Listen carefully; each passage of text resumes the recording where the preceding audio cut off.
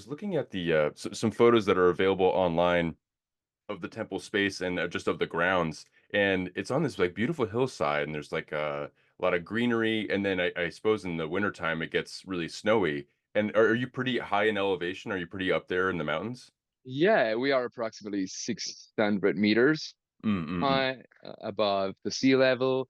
And actually, the problem being in the forest is that during when there's snow, we cannot really access to the temple. So we try to follow like the ancient teachings of dry season and wet season. So we focus on the wet season for longer and more intense retreats, whereas the summer is more the community time.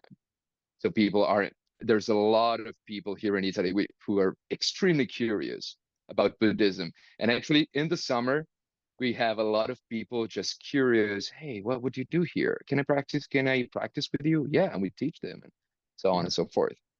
What and so are you finding that you get a lot of people that kind of stumble upon it, or they've been like searching throughout their towns or villages and things like that, and they're trying to find a place to practice Buddhism, and they kind of land on your spot? A bit of both, because like we are an exception because we are the only Tendai temple in Italy. So some people come exactly because they know what they're looking for, and some people don't expect to find a Buddhist temple in the middle of the mountains in northern Italy. They're like, wow.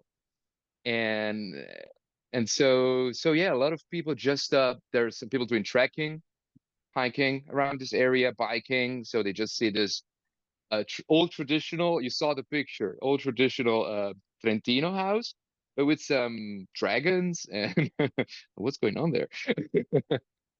Yeah, and And so yeah, the building itself, or the buildings, because I think there are a couple of buildings on the grounds, but there is that very old kind of rock wall style that's built into the hill, the mountainside.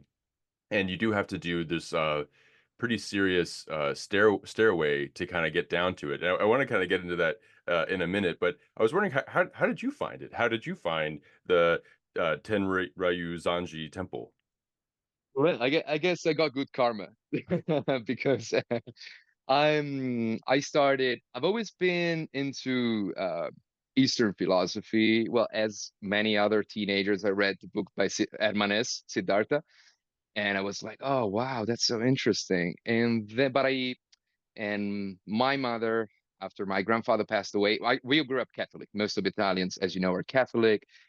But my mother was the first woman who divorced in my village. There was a big scandal. So she kind of detached herself from Christianity. And so we kind of grew as the black sheep. Like we were a bit like always searching for some more, let's say, open inner meaning, inner path, spiritual wise.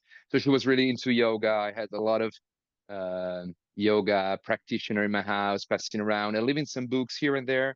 So I read Siddhartha by Hermanes, and there I had some book by some Theravada monks, and I was like, "Ooh, this is interesting." As you probably know, like the risk when you just read books is that you build your own Buddhism. So you need a teacher. You need the teacher. And so I moved. I come from a very rural area, mountain area in the center of Italy called Abruzzo, which is, I'd say, approximately 7 hours from here. That for American standard is not that far, but for Italian standard, trust me, it's quite far. And um, and so I was studying in university, and I started practicing martial arts. And that's where I met my teacher, Seiun, who's a Buddhist monk, the only Tendai Buddhist monk here in Italy, who's also he teaches we call it kobujutsu, like ancient martial arts. And here in this temple, how to say, the Buddhist practice goes on a parallel path with the martial arts as a practice of self-discipline. So through martial arts, I approached Buddhism, and he started this temple in 2004. And so I started doing these retreats here in the temple. We used to do meditation retreats in caves, which was an extremely beautiful experience. And I found out, wow, this stuff works. As many other teenagers, we go through a lot of troubles, and I found out it was my mind taking me around, like walking me around on a leash, and that was giving me the tool to get some extra time to respond to my feelings and investigate uh, how my mind was developing. And I thought, wow, this really works. And and even though now I don't live in Italy anymore, I moved to Spain. I still consider this as my temple. I come here as often as I can, and I do retreats here and in constant contact with the monk. So Wow. that's how it started. Yeah. Yeah, yeah. And you're it's interesting too. So you were at university, you were studying as a student, and then that's where you kind of got some access to martial arts. What was the type of martial arts that you're doing there, and was it any different than what you're doing now? Yeah, I was doing ancient jujutsu. So it's the very, how to say, the samurai martial arts, we could say. So it's really, what I really want to stress is that it's not like now I'm doing Brazilian jiu-jitsu, which is something completely different because that's a sport. Martial arts and sports are two extremely different concepts. You probably know about it. But martial arts, as they are taught by uh, Seiun, the Venerable Seiun, are a tool of self-development and self-discipline. So really, we can see how Buddhism kind of penetrated the martial arts and the martial arts penetrated Buddhism, like they are just two sides of the same coin Hmm. for how we see it. Yeah. And just because like and I've done like growing up I experimented with some martial arts when I was like much younger, and I really enjoyed it a lot because it gives you some breathing exercises that really puts you in your body, stretching, and there is an athletic quality. There is like a part of you that is doing some sort of exercise, but it really is it's building confidence, it's building a sense of self-esteem and very important things like that. And then also too, there is this combat kind of element too, where you are sparring with a colleague of yours and doing that. And I was just wondering what your interpretation of this, because the image that people have of Buddhism as being this serene, still, soft and peaceful thing, um, might that image might be in conflict with the practice of a martial art, because there's a lot of tossing each other around. And like I've looked on the website for the temple, and it's adjacent martial arts school, and there are some really fantastic shots of Venerable Seiun like kind of like putting someone at a totally different degree, like a 180, and people being slammed down. But there are also some really beautiful shots of everyone being together and having uh, a peaceful, meditative stillness quality to it as well. So I was just wondering what you think about when people say Buddhism, they might say peaceful, but in your interaction with it as being something that is harmonious with martial arts. I was just wondering what you thought about it.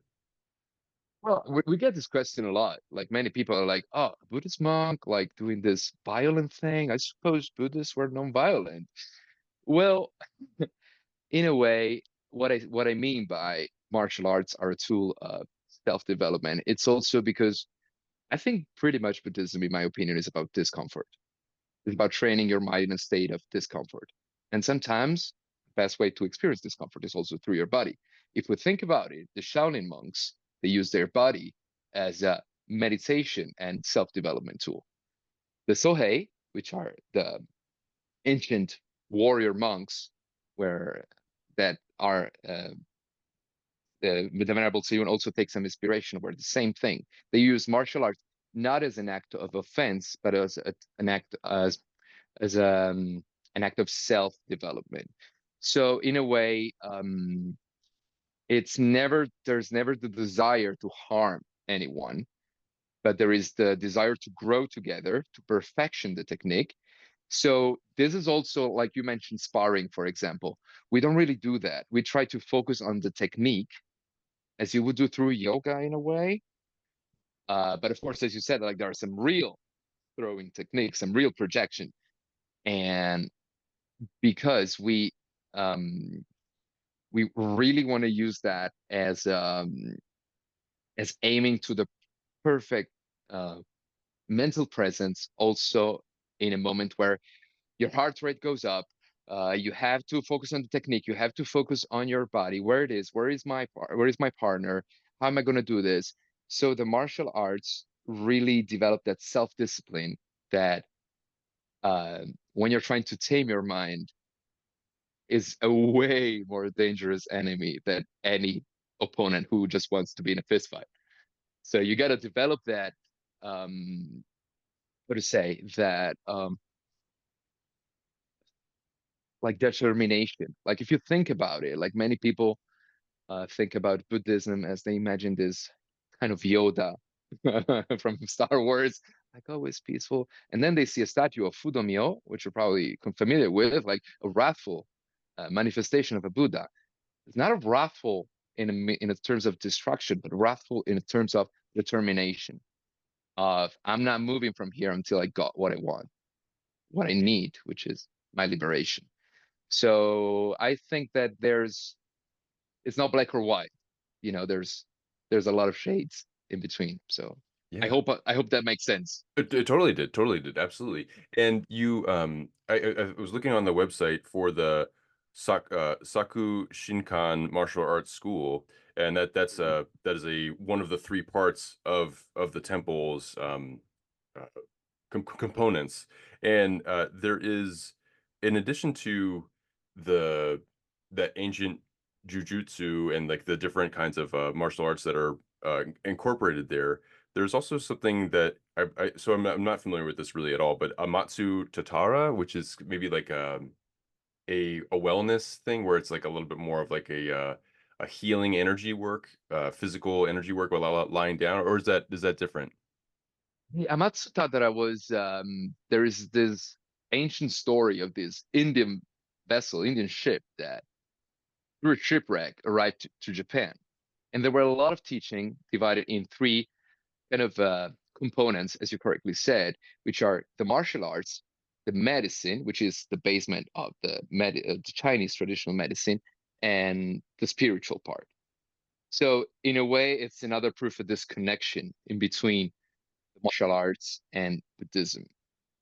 And so this is why, again, we go back to the roots of martial arts. Martial arts come from Mars, the god of war. So wartime. But of course, we are completely far away from war. It's a inner war, not an actual war. So the opponent you want to defeat, also something we go through a lot when we practice martial arts, is always comparing ourselves to other. I am better than that person. I'm not as good as him or her. Um, I would say that martial arts also teaches you that the only opponent you have is yourself, and you want to get better and get through and build a self-confidence you were mentioning before. But of course, like we incorporate in that, as you said, breathing techniques. We call it Taizo, which is like strengthening your body through exercises, breathing techniques. That the roots of this Taizo are in this Amatsu Tatara, which were these teachings, these ancient teachings, and uh, and also medicine, like how to treat our wounds and these all ancient methods. Also, how to use local herbs. It's a whole thing.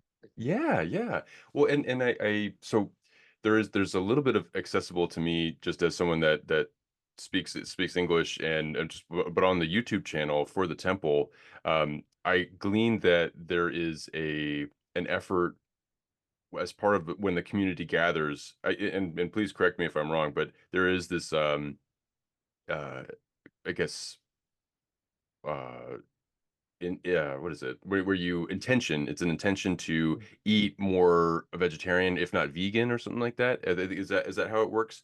And I was wondering how that kind of diet also plays into your experience in your practice. Totally. No, like I think it's also worth mentioning the fact that this temple also has been recognized as Ritsushu. So we focus on the ancient precepts. So we really take the precepts seriously. No alcohol, no drugs, no killing, and no killing also translates to a vegan diet in the opinion of this temple. So when we are at the temple, we have, as I said before, community. We are community based. So the local community come here. Is always everybody's welcome to join, but we follow a vegan diet. No smoking allowed in this area, and um, no alcohol nor drugs, of course. And yeah, so I'm vegan myself, and also most of the deshi, the people who practice in this temple are vegan. And so we cook together and we try to um, keep the food as a medicine. The food for us is a medicine. Yesterday we were walking around here and we found some amazing local, you call them weed, right? Spontaneous weed, and we study what are the benefits or of these plants, which is something like our teacher started in 1999 as a Shugendo monk. The Shugendo are also known as the Yamabushi, the mountain fighter. So are this kind of mix, you probably heard about them, between Vajrayana and Mahayana, but they also incorporate some ninja aspect, if you want. Like they use the the mountain marches as a tool of practice. They use the mountain as a tool of practice. And of course, that translates also in a deep connection with the local herbs and the power they have. So we really want to reestablish this completely different relationship with food, rather than just nourishment, also medicine in terms of prevention, in terms of prevention uh, taking care of our health, but also the health of the planet, the health of the other sentient beings. So, so yeah, no, totally. Veganism is definitely one of the aspects we really care about. Yeah, and I really appreciate the what you were saying about how you're just the nature, the level of intention, the nature of how you are operating on the temple grounds is you are, especially with your diet, like just like make sure that the space is clear of people bringing in meat or alcohol or things that are like distractions or like that are in violation of or against the precepts, but also too like that type of awareness and intention to your diet. You are really looking at your surrounding greenery and seeing like what can we use and studying it and really understanding it. And I would be curious too, just what you're saying about that with the mountain monks and the mountain warriors, that traditions that you're applying to your time where you are. Uh, there's something about like mountains being kind of energy centers. There's a lot of energy kind of going up into the peak, and the vegetation on those. I mean, just by the nature of maybe needing to eat where you're practicing, but also just the vegetation of it. I think that like just using the plants that are around you where you are that are available feels like it kind of connects you to that kind of energy of the mountain itself, which is really really fascinating. And then and I know that like there is a nearby temple, nearby village around the temple and nearby. Uh, you all practicing in a Tendai tradition with a vegan diet in northern Italy, do you feel like there's sometimes like some extra kind of communication that you have to offer to villagers and people nearby that might be like, what's going on here? Or is it kind of like, yeah, we understand and you're a part of this larger community, so it's all are welcome and it's all understood. It's a very interesting topic because imagine we are next to a village of 350 people. Some of them are hunters, mostly Christian. But what's going on here is that you would never expect someone from such a remote area to be so open with us. Like what happens in movie that you see, like the elders with the priest bringing him food. Hey, I made this for you when you're coming to have a coffee with us. This is happening. Just the same thing with a Buddhist monk, because the Buddhist monk is a local. His roots are from here. So there's absolutely a sense of community and how they welcomed this tiny exotic in a way for Italian tradition a way of life. It's just incredible. And this is why we kind of call our temple the people's temple. We are not in our ivory tower, like just being in an ascetic mood. Our, I don't want to say mission because it's not the right term, but our practice is also being in the village with them, sharing their daily life, and sometimes just going for a coffee at the bar and having a chat with people. You're not like giving them teachings, but you're offering them your deep listening, you're giving them your present, and you see that people come to you. I mean, not exactly to me, but mostly to the monk, of course, um, as it has been 2,500 years ago in in India or in Nepal.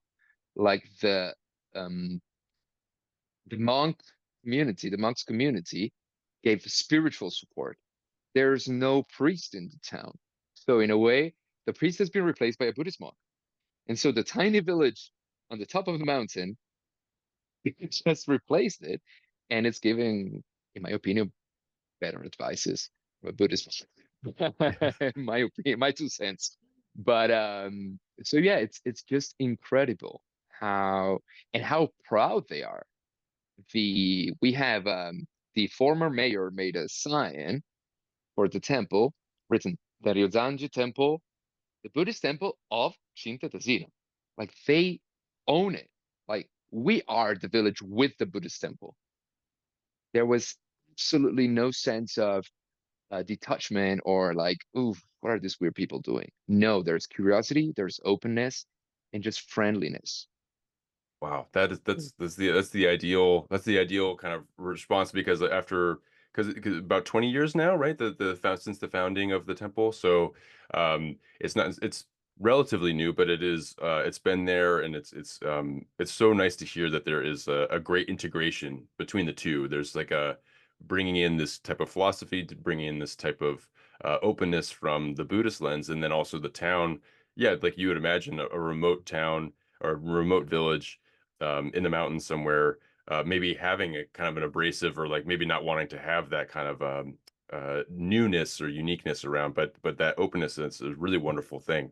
And yeah, I mean that's really really exciting and really I'm very encouraged to hear that. And it seems like a very special relationship.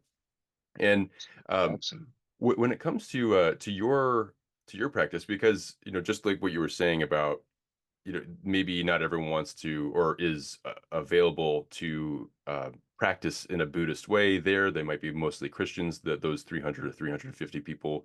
And yet you can bring something that is not proselytizing, or you're not trying to like demand that everyone kind of gets into the Buddhist teachings that have been so important to you, but you bring yourself to conversations through deep listening. You bring yourself there through compassion and bring what you've practiced into your engagement with the village. And now, knowing that you live in Spain now and that you've done some traveling recently, I was wondering what it feels like for you to be away from the temple, but still being someone that practices Buddhism, because I know that how important where you are is, but you living somewhere else. I was wondering how do you maintain a sense of connection to the temple, but also how do you maintain a sense of connection to your practice? Absolutely. Well, it's definitely challenging. Like, I have a type of double life. I live and work in the Canary Island. So it's Spain, but it's kind of not Spain. It's way off the coast of Morocco. So it's basically Africa. And I opened 4 hostels there. So life is pretty busy. And when I'm not there during the warm month, I work for actually an American company based in Berkeley, which is backroads, like we'd say, mostly Americans hiking, biking around Italy and Europe. And so it's a very, how to say, a hectic life, I would say. So it's my commitment is definitely to practice meditation at least half an hour every morning. And if I can't make it in the morning, in the afternoon, but at least once a day. But of course, what happens is that the motivation, because you feel in your body, you feel in your mind when you're just kind of losing it up a bit, like I am not practicing with the same intention. And I don't have the energy. So to me, coming back to the temple is kind of re readjusting the inner compass. It reminds me where the rails are. Because in a way, every time I kind of get a bit off rail, I feel like I'm losing time. I'm losing connection with myself. So going back to the temple, it just reminds me that everything, I don't want to say can be easy, but can be faced. Whereas in normal life, we're always looking for distractions and I'll think about it later. Now it's fine. And but actually also, especially in those moments where everything is up, these are the moments also to keep on questioning yourself.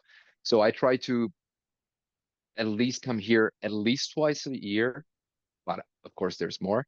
We do one retreat during the Vesak time, so June mostly, of 10 days, 1 week, and then one in the winter time when the weather gets very challenging here. It gets pretty cold. Yeah, I've seen some pictures of people within the temple community wearing their uniforms or their gi, and they're doing like practices like in the snow, like you're doing like the martial arts and you're doing mountain marches and you're doing all these different things in the snow, and like you're really high up there in elevation, so you get a proper proper dusting, which is pretty amazing.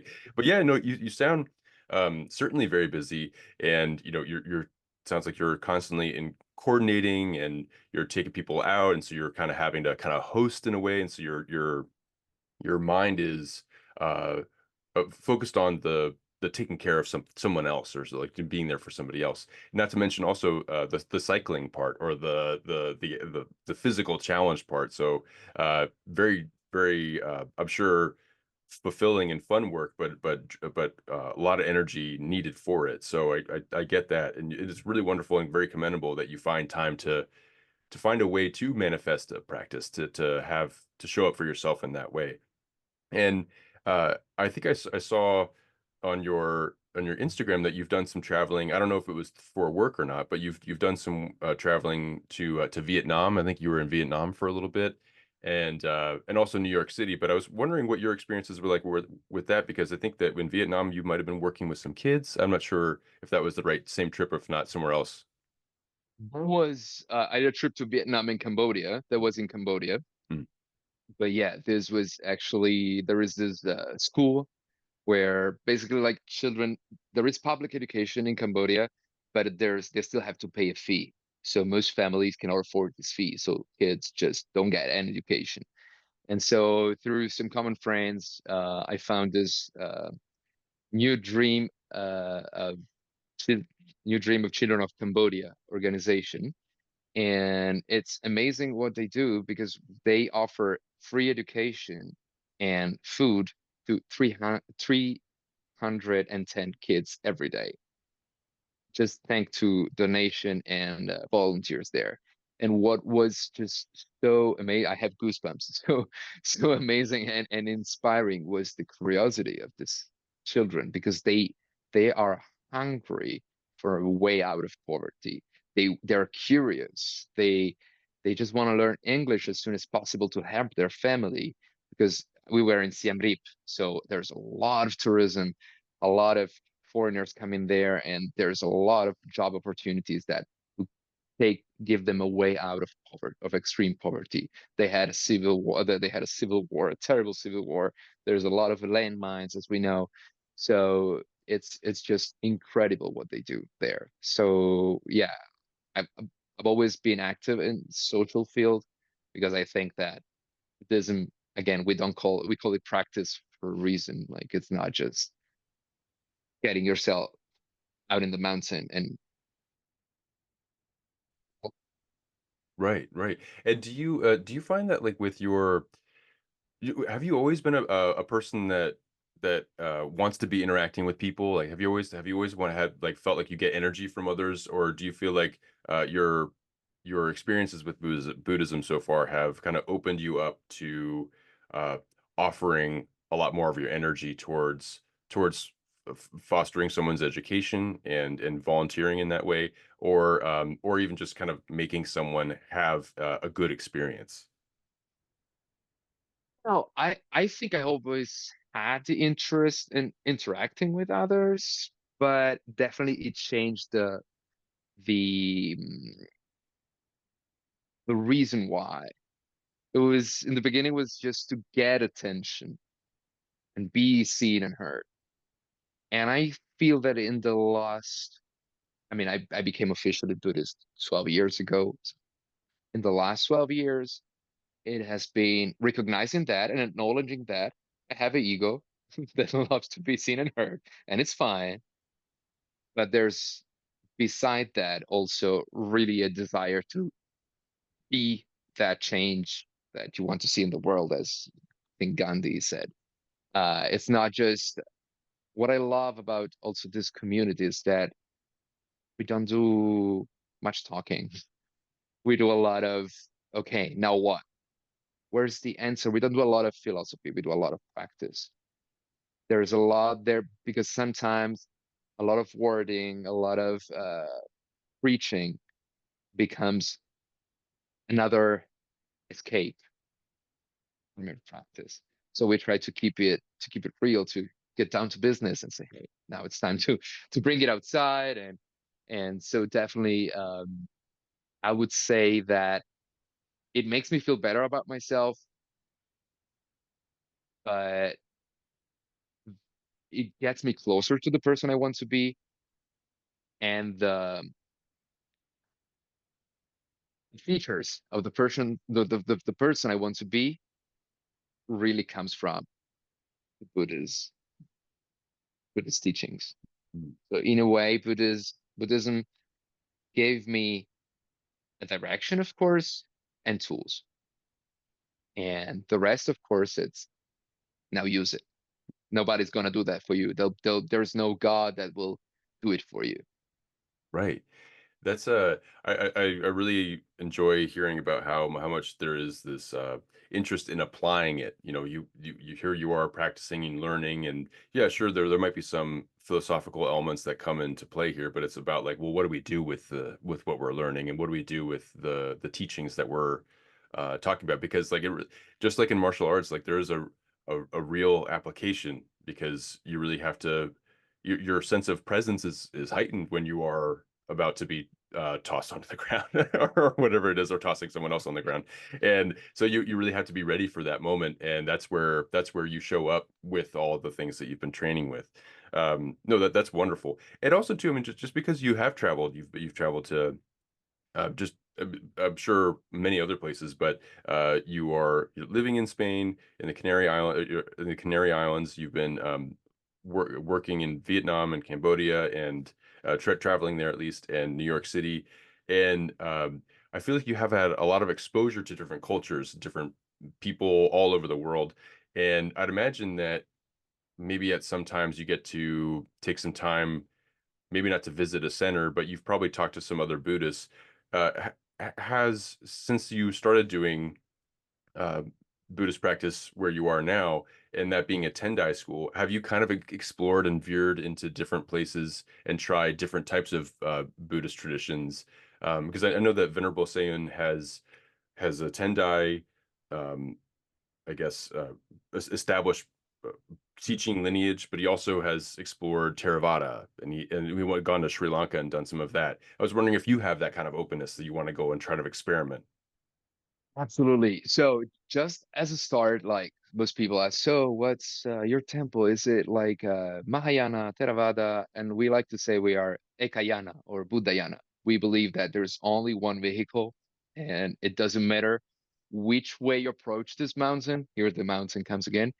There's many paths up to the top, but it's just one in the end. There's just one top, which is the teaching of Buddha. So you can start Mahayana, Vajrayana, Theravada, whatever it is. And so the Tendai always had this openness, which allowed the Venerable Seiun to take a double, or I don't know how to put, like a ordination. Is that correct? Yeah. So he's Tendai, but as you correctly said, he's also Theravada. I've my first experience abroad was I worked for 1 year as social worker in Sri Lanka, which is one of the most important Buddhist, and it's the birthplace of the Theravada. This is where the Pali Canon was written, And so definitely, I've been exposed to like the more, let's say, historically accurate, historically the roots of Buddhism. And I've also traveled to Japan. I had the chance to talk to some local Zen uh, monks. They were just eye-opening how they were connecting modern science and Buddhist teachings. There was an abbot who was the abbot of this Zen Soto Zen temple, and at the same time, he's also in his free time a PhD in neuroscience. So he was just like connecting both words, and it was amazing. But I'll be honest with you, like I traveled a bit. I noticed it's very interesting, but I have this feeling that Buddhism is will be born again in the West because I feel there's a very, very strong awakening sense of uh, how to say pursuing something more, like what's going on in our life. We have everything. We literally have everything. Why are we still not satisfied? And religion can give you some way to deal with it, but some people are just looking for something more and purpose, but mostly tools. And And the risk sometimes when we take this very exotic and far away disciplines and bring them here is kind of to mimic all their aesthetic and all of that. But as you noticed, our temple is a mazo. We call it mazo. It's an ancient shepherd's home. So let's sustain this expansion of European and American, Western, call it whatever, Buddhism. Let's make it ours. And let's there would, as Buddhism always uh expanded all over Asia and found some pre-existing culture and didn't wipe them out, or as some other religions did. They just let's say inglobate, not inglobate, like like Incorporate? joined Mm, mm, and mm. incorporate. Yeah, thank you so Yeah. much. Mm, mm, mm. Incorporated them. I think this is what's happening now in the West. And I think it's a great opportunity for Buddhism to keep on bringing a message of awareness, ease, and compassion. I think we need it more than ever. Yeah, I think you're right. Like there is this bizarre uneasiness or unsettledness or unhappiness in it. I can speak from an American standpoint where yeah, we really do have everything. I know that there are people that are without and they don't have access to everything. But as far as it being a wealthy nation, there is this possibility that people could be taken care of, and there is this access to medicines or educations and things like that that aren't being spread around equally, and also too even the people that have all the goods, have all the goodies and the things that make their life that make life exceptionally comfortable, still are wanting. They still want something else, and so there's this remaining unease that's happening. And however someone finds it, I happen to find Buddhism to be a helpful conduit to understanding the mind in a healthy way. But however someone finds a way to remedy their uneasiness, whether it's Buddhism or something else, I do think that there is a need there. I absolutely hear what you're saying. And also too, I mean, just like I don't know too much about Tendai. I'm familiarizing myself with it, but I know that it incorporates like a great deal of different traditions into that one approach, that one mountain that you were talking about. And you were kind. You showed me a little bit of your altar behind you, and I know that there are figures that are not specifically the Shakyamuni Buddha. There are other figures and deities that kind of surround, in addition to dragons and things. And I was wondering, is there a figure that you identify with, that is not necessarily just Shakyamuni Buddha, but like it could be the Fudomyo or the some another figure that you get a lot of energy and a lot of inspiration from? It really depends on the moment because like all these figures represents part part of the seed of the Buddha seed we have inside. So I would definitely say that Fudomyo in the moments where I need some bit more determination, and definitely Fudomyo, like the iconography of Fudomyo is just beautiful. He has this sword to cut through the veil of illusion, but he also has a rope, and some identify that rope to tie all the devils who try to trick you, but also like in some depiction, he uses this rope to rescue people drowning in their illusion. I really like this image. So Fudomyo definitely is I really like the iconography and the symbolism behind it, but also Avalokiteshvara, like the in Japan, like it's associated to Kannon Bosatsu, like Bodhisattva of compassion. So definitely in the end, again, we there's so much teaching and philosophy and logic that in the end we don't have to forget passion, because otherwise we would just become academic and study more about Nagarjuna and the logic and the debate and this and like listing uh features and characteristic and debating there, but we don't have to get too dry in a way, and also remember why are we doing this, and Certainly. which is the compassion. Yeah.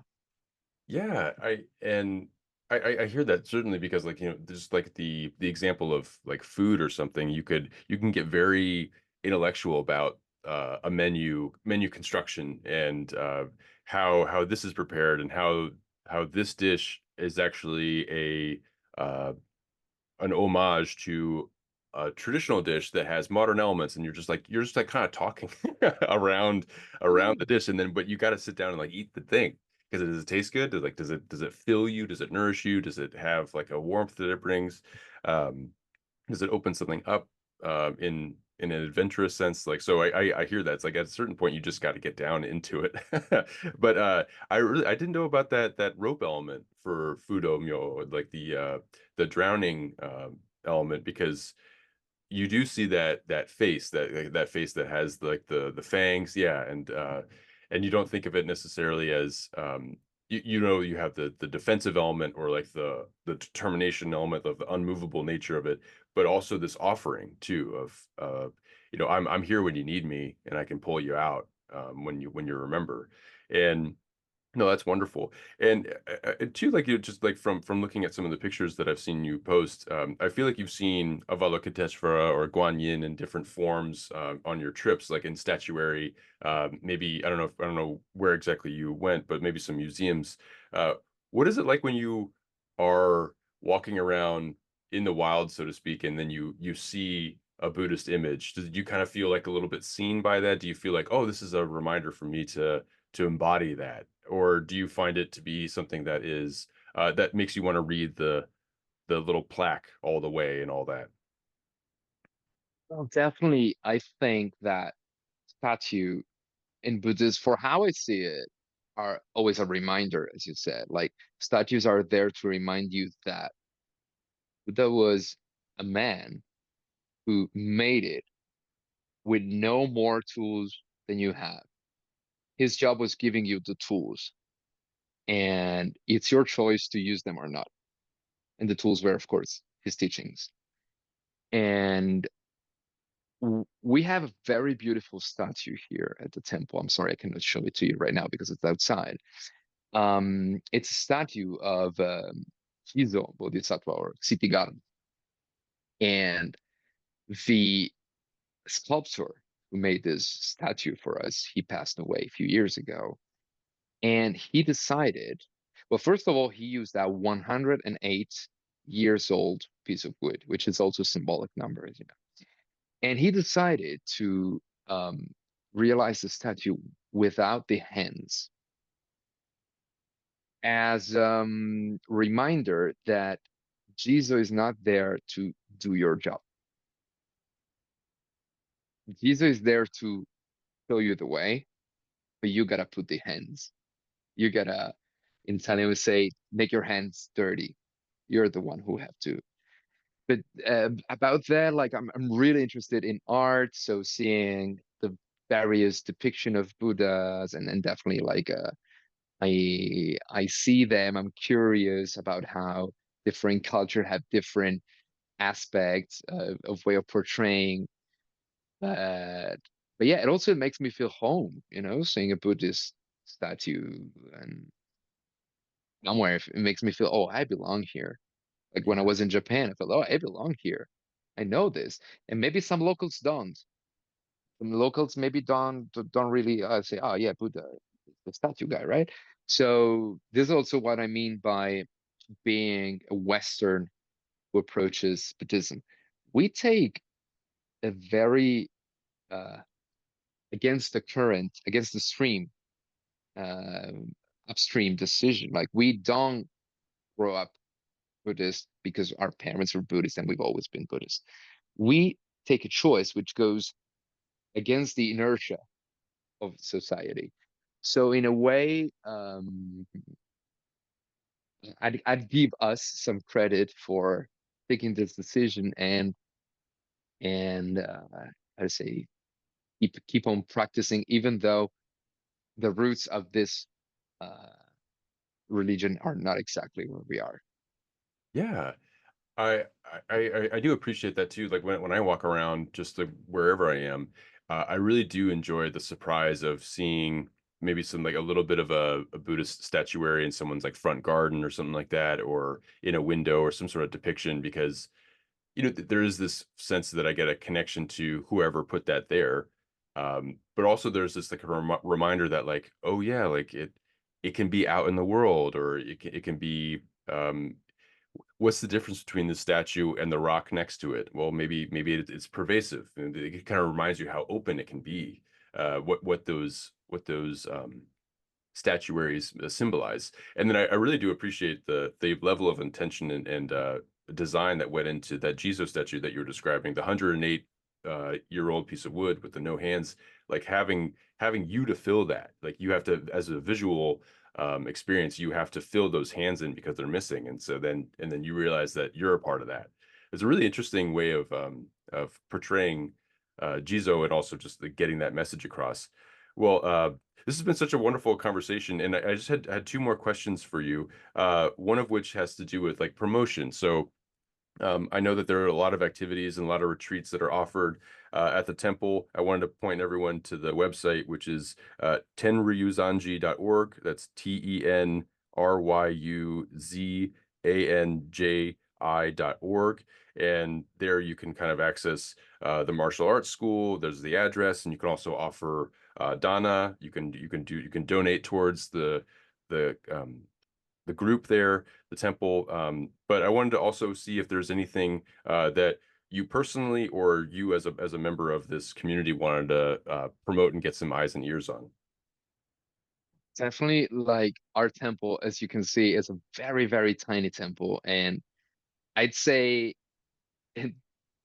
we have, I would say, like thousands of people passing by, and the facility are very small. So we are, of course, trying to expand. We have a lot of nature around us, and we want to grow with like sustainably, but we also need more space. And to do so, we have the amazing support of the UBI, which is the Italian Buddhist Union. But definitely, we need some support in offering more hospitality because we are in a very remote area, especially when, as you said, the street gets full of ice. We don't have the equipment you guys have in the States, and this tiny narrow streets in the forest are just impossible to drive. So definitely that's something we want to keep on doing what we're doing on a bigger scale without losing the authenticity of a community who welcomes everybody and definitely wants to bring. In Italy, we have this huge problem of depopulation. You might have heard about it. A lot of people like myself and others are just going away for economical reason, for job reason. And so we want to keep this community alive and bring health, not just in a physical sense, but also spiritual health to as many people as possible. And so definitely that's that's what we are in need right now, and also to build this community of people who use Buddhist practice and the martial art as tool of self-development and um yeah, mm, spiritual progress. Yeah. And the best way to kind of offer financial support is through the website, but also I'd imagine like participating in some retreats and participating in some of the schooling and all that. Absolutely, yes. Thank you for saying that. So it's mostly in the summer. Vincent, you're welcome to join and be our host as soon as possible. I'm sure you'll love it. And I'm it's a sure. very beautiful place. And we offer, like, we have a pretty dense summer and activity calendar. Like we offer this Zazenkai was mentioned to you before. So we usually have two meditation per day, one at 6 a.m., one at 6 p.m. Well, today we're doing this, but this is also important. And we organize a lot of conferences. We, for example, we are active, especially our monk is active in Liberation Prison Project. You probably heard about it. So offering supports to people in jail, both guards and people who are detained in jail. And in Italy, the situation is pretty intense. So we have a lot of um, academic and religious figure monks coming here and doing conferences about different themes. We do courses of, as I said before, how to recognize the weed and the type of different natural food that we can find around here, and yeah, retreats of martial arts. Uh, it's a lot. It's Yeah, a there's a lot of lot. stuff. Yeah, there's a lot to offer and a lot to participate in and a lot to support. So I would definitely encourage people to check it out.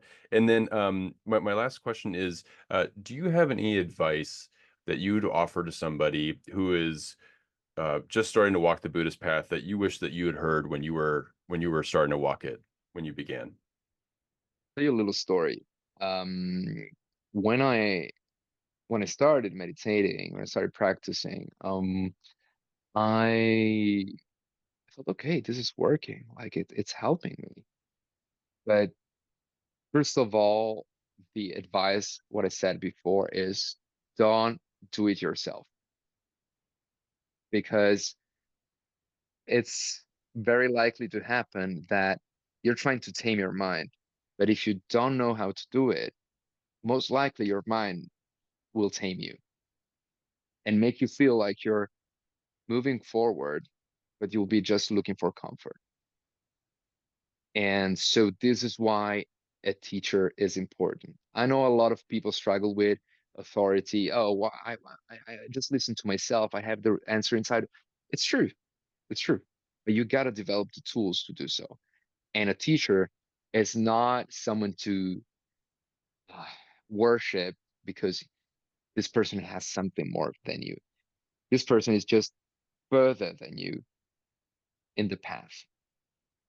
So it's just someone showing you the way and sometimes poking you to create that. Especially, I read you follow the Soto Zen teaching. So you know in Zen how important is the teacher sometimes to just give you some little slap in the face, metaphorically, to wake you up. And so definitely search for a teacher.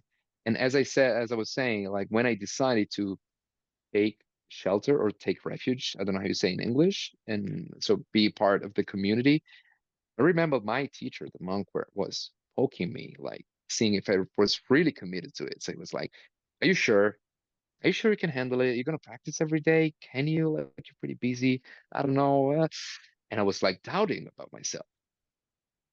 And the morning after, he read me a sutra where Buddha meets Mara, the god of death, and he started listening all the temptation that Mara threw at him. You try to trick me with laziness. You try to trick me with lust. You try to trick, and I was like going through all those things. And I was like, wow, this Buddha was a very fine psychologist. He he wrote this, he said this 2,500 years ago, and he nailed it. So that's definitely like. I felt like this man is talking to me. His words are alive because the nature of the mind is not something magical or mystical. The nature of the mind is pure psychology and study and practice. And so definitely find a teacher and don't give up because it's going to be boring. It's going to be frustrating. It's going to be so uncomfortable. Sit on that pillow and have your how to say when your legs you have the The fall asleep or the yeah, they yeah fall yeah. asleep. Yeah. But it's the only way through. There's no magic pill that will give you awareness and self liberation. It's a long path, but it's gonna be rewarding, definitely. Certainly. Wow. Damiano, thank you so much for speaking with me today. This is such a Thank you. wonderful conversation, and you offer such a wonderful perspective. I mean, just like the way that you have been committing to that taking the refuge and the lessons that you've learned from it and the adventures that you've had with it and the way that you've been sharing how martial arts has been a core component of your self-development and how it's been applied and just yeah, it's a really really encouraging conversation. So I really appreciate you taking the time and speaking with me today. Thank you. You've been an amazing host. I'm really looking forward to seeing you live here, You got it. and we can practice some martial arts soft and meditating together. We're really happy to have you here whenever you want. Oh, I will take you up on that. Absolutely.